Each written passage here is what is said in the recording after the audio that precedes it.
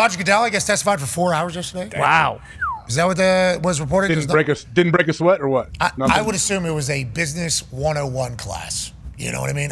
Goodell was called as a witness by the NFL as the trial for the lawsuit filed by Sunday Ticket subscribers entered its third week and was on stand for nearly 4 hours. 4 hours. How many sips of water do you think? Did they give him peanut M&Ms? They better have. We have been clear throughout that it is a premium product, not just on pricing, but quality, Goodell said during cross-examination in a Los Angeles courtroom. Fans make that choice whether they wanted it or not. I'm sure there were fans who said it was too costly. Just like we fucking said it would. Yeah. Roger Goodell just sat there on business. Yeah. You know, that is literally what he did, and obviously we all wish that everything was cheaper, and I wish that Sunday Ticket was cheaper. I think I've bought Sunday Ticket on 4 different emails because I forgot logins and I need to see something kick off in a matter of moments. So I've done it more so than anybody because I'm just careless and everything like that.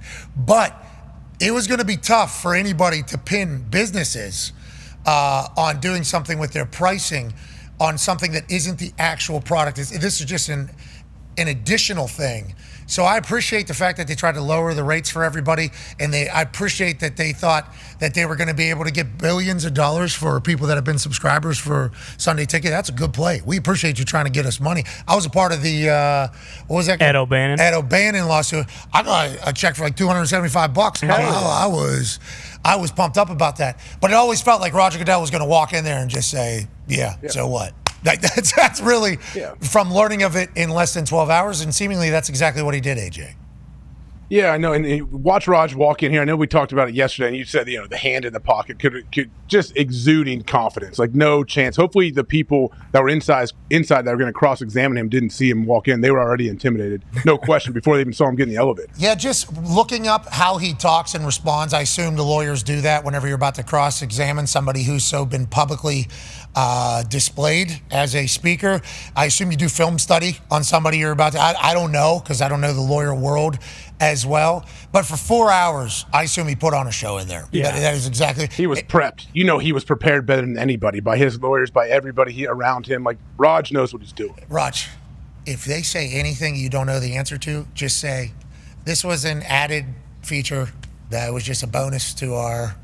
It is still free for local television channels. You even got bunny ears you can watch on there. This is just, we cooked up a new, different products have different qualities of stuff. This is just one of our high-end stuff. That's, sorry about, for 4 hours, is that all he said? I wonder if that's literally what he did. And why do we not have more from this other than just one newspaper? That was a good question Florio asked yesterday. Well, I guess now that, after you hear how he responded to, this was open and shut. It's like, it is a premium product. Like, if you don't have this, chances are you're getting to watch 6 of the 16 games every single week. So, people can bitch about it, but like you said, there's 2 games on CBS most weeks. There's 2 or 3 games on Fox. There's NBC. If you don't want to subscribe to this, hey, guess what? That's the cost of doing business. You're not always going to get to watch your favorite team, and if you want to, then you have to fucking pony up and spend $500. We're giving you a lot of shit already as is for free. So, and think about Roger going not to the lawyer. Do you know social media? Yeah. We put highlights of every team out literally in real time. Yeah. With our NFL thing, and teams themselves put out highlights, so you can actually see the game and cover the game through social media, which is obviously free through a downloadable app on their phone, which once again is available to anybody that has a phone. But should we look out for the people that don't have phones? We do. Mm-hmm. They got bunny ear TVs. Yeah, right. We can also just how deep he could have went as in our eyes. We are not lawyers. Obviously, we didn't know this existed until yesterday. Florio was pretty confident in those lawyers too. Oh my God! Do they have a chance to lose this? Is there any chance that the NFL loses this? A $21 billion class action lawsuit against the NFL. Is there any way to Is there any way where they negotiate and they settle for less, or does it ever happen here, or is it all or nothing?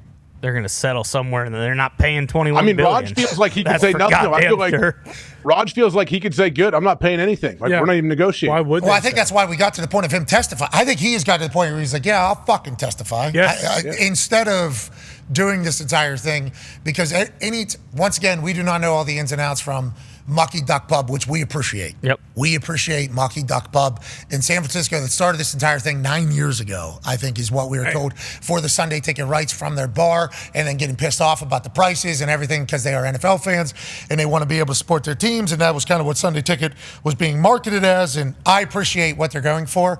But as it kind of gets more and more explained, it's like there's a reason why Roger Goodell was completely okay with just going on a stand instead of negotiating out of this. Because anytime we've seen the NFL get pushed a little bit like this, where it's almost got public, that thing has been settled. This shit, we need to go ahead and move on. For him and Jerry Jones both to be like, yeah, we'll go get sworn under oath.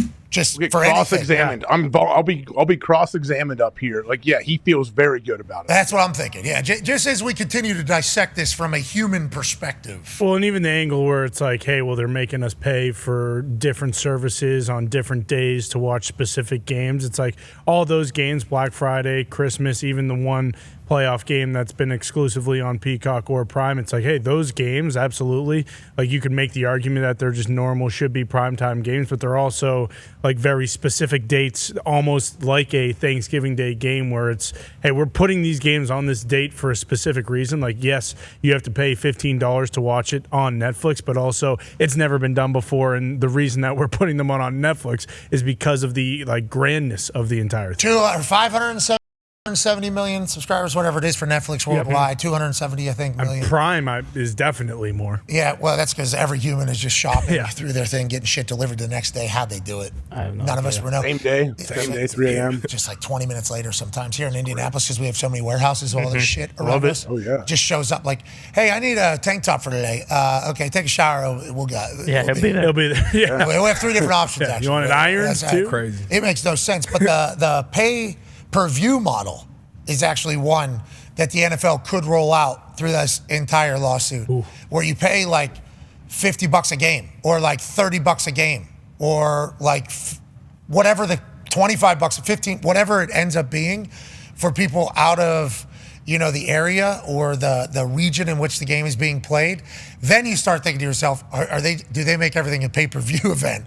And then what do those numbers become? People want that? People don't want that, do they? Well, they want a cheaper way to be able to see out-of-market games. So if Roger Goodell was to go and say, hey, we're getting sued for $21 billion because of this, your message is heard loud and clear, let's figure out $15 you can watch each game out-of-market or whatever. And like they start doing a pay-per-view model, that would be, they somehow figure out a way to make money off of games that they're not making money off of.